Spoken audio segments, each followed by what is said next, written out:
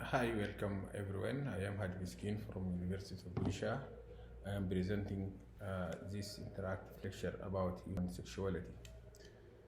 The specific learning outcome of this session is to describe normal female sexual physiology, identify the influence of physical, medical, psychological, and social factors on female sexual response, outline the initial approach to evaluation of different form of female sexual dysfunction, describes the component of subjective sexual arousal in women life, list factors affecting sexual.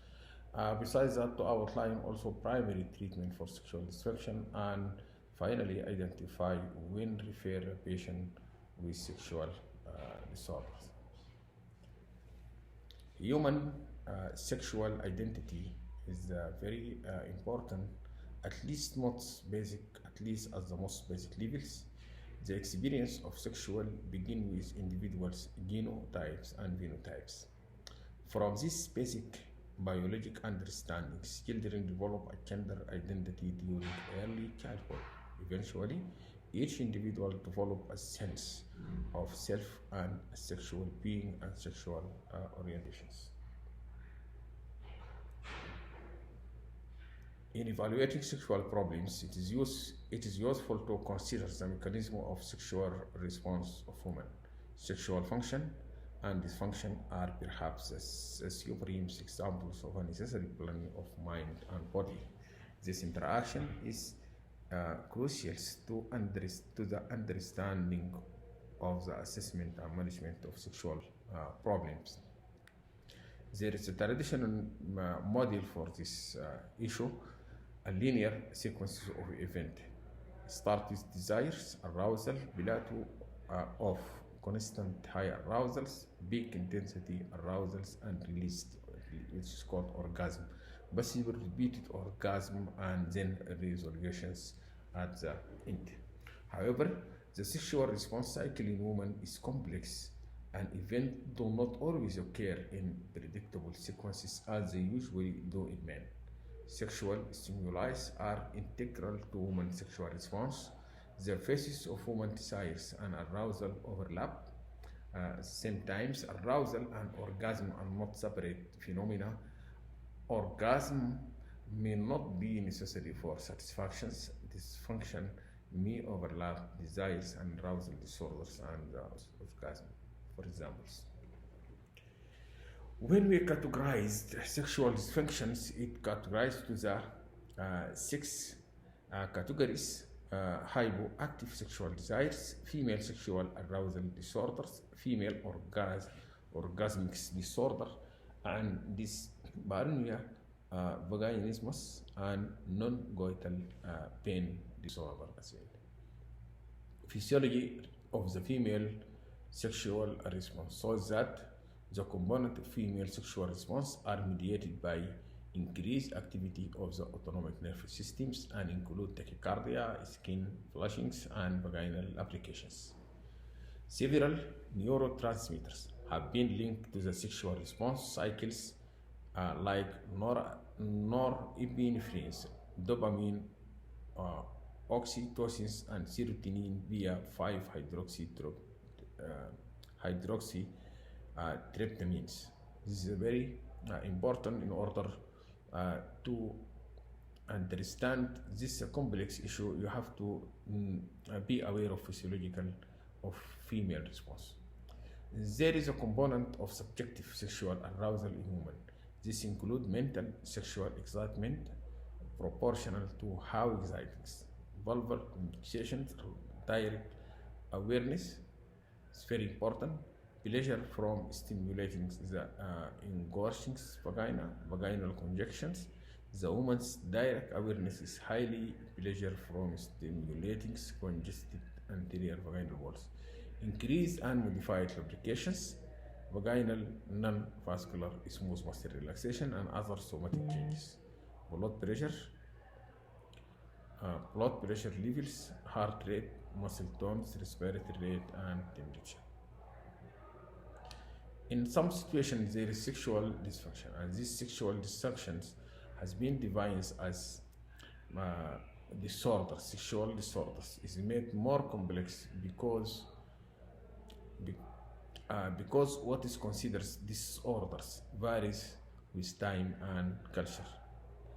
World Health Organization suggests that women dysfunctions are the various ways in which an individual is unable to participate in a sexual relationship the way he or she would wish. This according to WHO. There is many factors affecting sexuality. The most common one is depression. About one third of women presenting with sexual dysfunction or clinically depressed are clinically depressed. So depression is a common factors.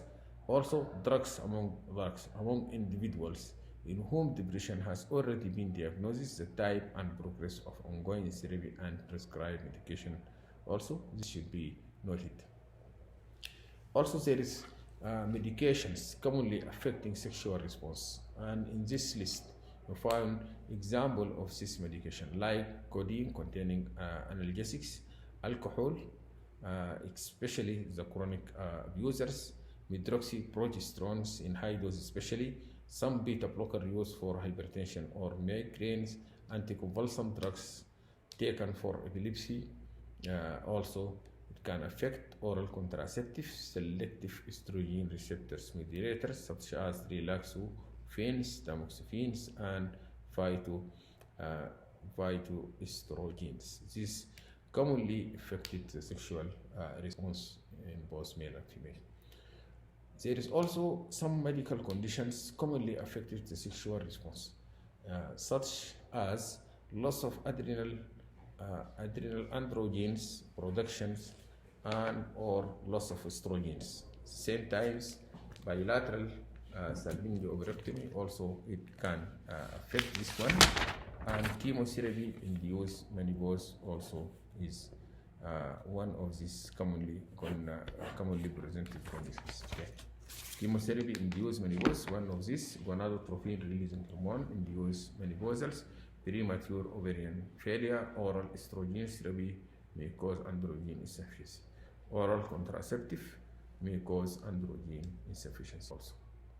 Medications, medical conditions affecting sexual response include Addison disease, hypopituitary states, hypothalamics, amenorrhea, chronic renal failure, chronic cardiac failure, chronic neurologic conditions, and chronic renal disease, arthritis, hypothyroidism, thyroid states generally, condition interferes with autonomic function, diabetes, multiple sclerosis, spinal cord injury, and radical pelvic injury also it can affect. Also, there is some psychological factor commonly affect sexual response, and these include past negative sexual experience, include abuse, especially during childhood or during early adolescence, knowledge of likely unsatisfactory or dyspareunia, decreasing self-imaging, especially from the chronic infertility, potent non-sexual distractions, also lack of physical privacy, feeling of shame, also partner sexual dysfunction, lack of safety from pregnancy and STDs, also orientation concern and fear of physical safety. This can be also this psychological factor commonly affect the response. So what is the management? Management, physical and emotional well-being is very important in management of sexual dysfunctions. Screening a patient for sexual dysfunctions, taking her or his history and addressing sexual dysfunction risk factors, which is mentioned previously. Also, the physician establish a diagnosis if the dysfunction is present and treats the patient or refer him for the further treatment. There is a certain medical risk factors for sexual disorders. These include depressions with or without antidepressant drugs. Also, antidepressant drugs is one of the commonly presented risk factors, breast cancers that requires chemotherapy, radical hysterectomy, multiple sclerosis, hypertension, diabetes, and sexual abuse. These are the common factors. Also, there is primary care treatment for sexual dysfunctions. How can I treat these conditions? Given a non-judgment and respected information is very important. Screenings for depression, screening for medications, replacing estrogens locally or systematically. Estrogens also can be here is a treatment.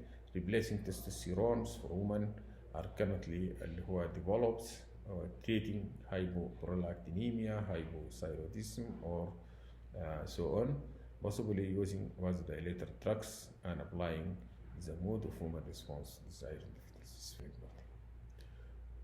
There is, in some situation, we need to refer patient for further treatment, and so in the following conditions, in the following condition, we can refer a patient for sexual dysfunction specialty service, like for example, expertise of obstetricians or gynecologists, expertise in sexual dysfunction, complexity of sexual dysfunctions, and also present or absent of partner sexual dysfunction. This can be the situation where I can refer the patient for further intervention. Availability of psychologists is very important.